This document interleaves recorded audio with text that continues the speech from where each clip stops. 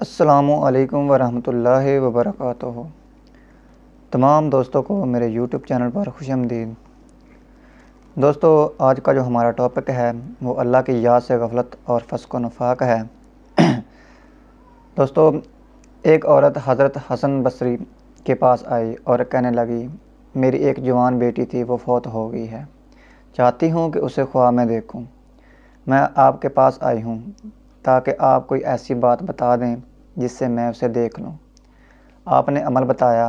اس عورت نے دیکھا کہ اس کی لڑکی نے تارکول کا لباس پہنا ہوا ہے، اس کی گردن میں زنجیر ہے اور اس کے پاؤں میں بیڑیاں ہیں۔ اس نے حضرت حسن بصری رضی اللہ تعالیٰ عنہ کو بتایا اور انہیں بہت غم ہوا۔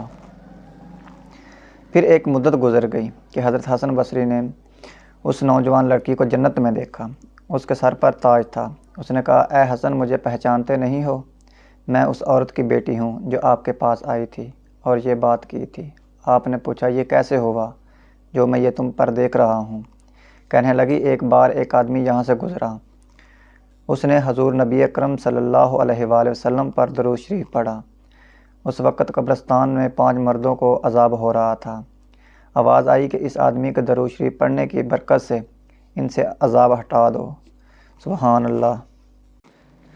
دوستو، ایک آدمی کے حضور سید عالم صلی اللہ علیہ وآلہ وسلم پر ایک بار درود شریف پڑھنے کی برکت یہ ہے کہ جس کو پہنچا مغفرت ہو گئی، اور جو شخص 40 سال تک پڑھتا رہے، کیا اسے حضور اقدس صلی اللہ علیہ وآلہ وسلم کی شفاعت نصیب نہیں ہوگی؟ اللہ تعالیٰ کا فرمان ہے، ان کی طرح نہ ہو جاؤ جنہوں نے اللہ تعالیٰ کو بھلا دیا، یعنی منافقین، جنہوں نے اللہ کے احکام پر عمل چھوڑ دیا، خدا کے احکام کی خلاف ورزی کی، دنیا کی لذت و شہوت میں ڈوب گئے۔ ان کی طرح نافرمانی میں نہ گر پڑو۔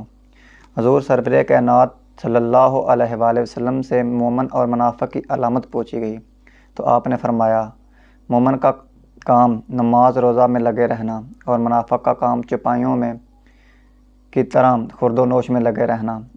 منافق عبادت اور نماز کا تارک ہوتا ہے اور مومن صدقہ کرتا رہتا ہے اور معافی مانگتا رہتا ہے، اور منافق آدمی حرص و امید کا شکار رہتا ہے۔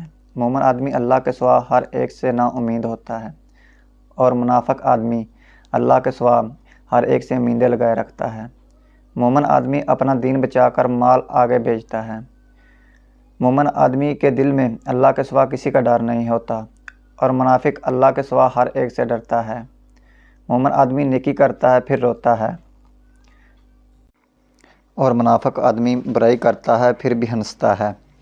مومن آدمی تنہائی پسند ہوتا ہے، اور منافق آدمی ہجوم اور مخلوق پسند ہوتا ہے۔ مومن آدمی کھیتی کرتا ہے اور خرابی سے ڈرتا ہے، اور منافق آدمی کھیتی برباد کرتا ہے اور کھیتی کاٹنے کو امید لگائے رکھتا ہے۔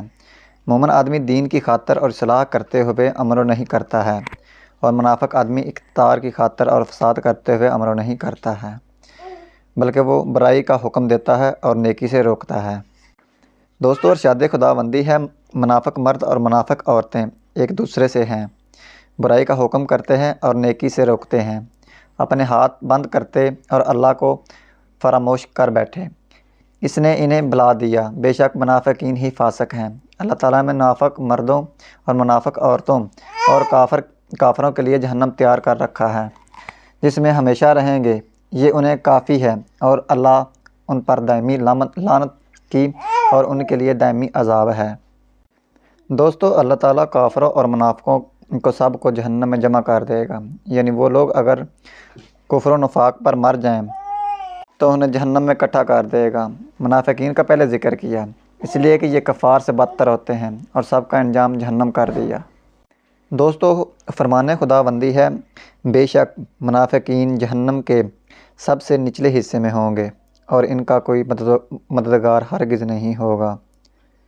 لغت میں منافق کا اشتقاق جنگلی چوہے کا سوراخ سے ہے۔ کہتے ہیں کہ جنگلی چوہے کے 2 سوراخ ہوتے ہیں، ایک کا نام ناقے ہے اور دوسرے کا نام کاسا۔ ایک میں اپنے آپ کو ظاہر کر کے دوسرے سے نکلتا ہے، اسی لیے منافق کو منافق کہا گیا، کیونکہ وہ اپنے آپ کو مسلمان ظاہر کرتا ہے مگر اسلام نکل کر کفر کی طرف چلا جاتا ہے۔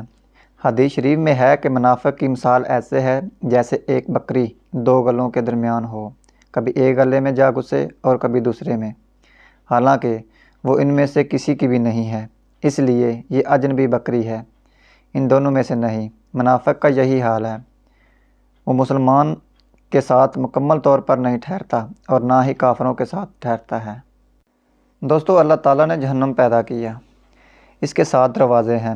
لوہے کے دروازے کافروں پر لعنت کے ساتھ بند ہیں، ان پر بظاہر تانبا اور سکہ ہے، اندر عذاب ہے اور باہر ناراضگی۔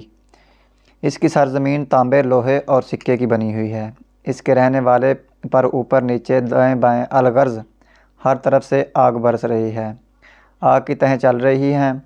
ان میں سے آخری درجہ منافقین کا ہے۔ منقول ہے کہ حضرت جبرائیل علیہ السلام حضور نبی اکرم صلی اللہ علیہ وآلہ وسلم کی خدمت میں حاضر ہوئے۔ آپ نے فرمایا، اے جبرائیل، دوزخ کی آگ اور اس کی حرارت کا حال بتاؤ۔ انہوں نے کہا، اللہ تعالیٰ نے دوزخ کی آگ پیدا کی، پھر 1000 سال تک دہکایا تو وہ سرخ ہوگی، پھر اسے 1000 برس تک دہکایا وہ سفید ہوگی، پھر اسے 1000 برس تک دہکایا تو وہ سیاہ پڑ گئی۔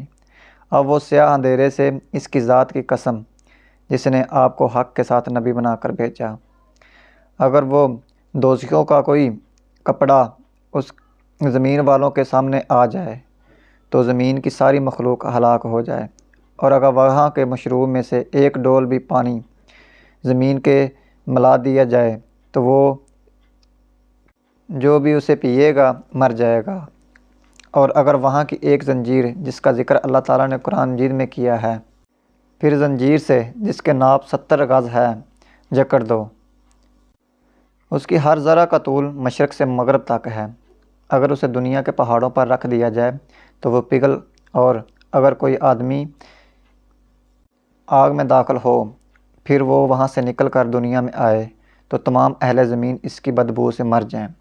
حضور نبی اکرم صلی اللہ علیہ وسلم نے حضرت جبرائیل علیہ السلام کو فرمایا، اے جبرائیل، دوزخ کے دروازوں کا حال بیان کرو، کیا وہ ہمارے دروازے کی طرح ہے؟ کہا، اے اللہ کے رسول، نہیں، بلکہ وہ طے در طے ہیں، نیچے سے ایک دروازے سے دوسرے دروازے تک 70 سال کا فاصلہ ہے، ہر دروازہ پہلے دروازے سے 70 گنا گرم ہے۔ حضور علیہ السلام نے ان دروازوں میں رہنے والوں کے بارے میں پوچھا تو بتایا، سب سے نیچے والے منافقین ہیں، اس حصے کا نام حاویہ ہے، جیسا کہ اللہ تعالیٰ نے قرآن مجید میں فرمایا ہے، منافق لوگ دوزخ کے سب سے آخری درجہ میں ہوں گے۔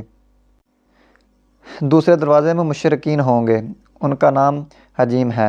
تیسرے دروازے میں صابی، بت پرست وغیرہ ہوں گے، ان کا نام سکر ہے۔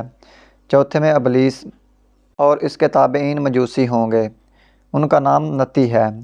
پانچویں میں یہودی ہوں گے، ان کا نام حتمتو ہے۔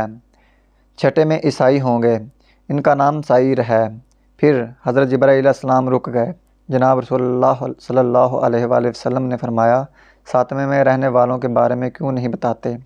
حضرت جبرائیل علیہ السلام نے فرمایا، اے محمد صلی اللہ علیہ وسلم، یہ نہ پوچھیے۔ آپ نے فرمایا، اس کا بھی بتا دو۔ عرض کیا، اس میں آپ کی امت سے کبیرہ گناہ میں مبتلا لوگ ہوں گے جو توبہ کیے بغیر مریں گے۔ حضور اکرم صلی اللہ علیہ وسلم پر یہ آیات نازل ہوئی، اور تم میں سے ہر ایک اس سے گزرنے والا ہے۔